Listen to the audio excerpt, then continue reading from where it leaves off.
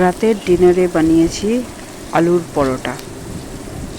এই তোমরা অনেকভাবেই বানাও, আমি যেভাবে দেখাচ্ছি একবার বানিয়ে খেয়ে দেখো। প্রথমে পেঁয়াজটা আর কাঁচা লঙ্কা ভেজে নিও। ভেজে নেওয়ার পর যত মশলা আছে, যেমন তড়কা মশলা, তারপর ম্যাগি মশলা, তারপর জিরে গুঁড়ো, ধনে গুঁড়ো সব দিয়ে দেবে। দিয়ে ভালো করে আলুটাকে ওর সাথে মেখে এরকমভাবে ভাজা যখন কড়া থেকে ছেড়ে আসবে ওইভাবে হয়ে গেছে। এইভাবে করে তারপরে তুলে নিয়ে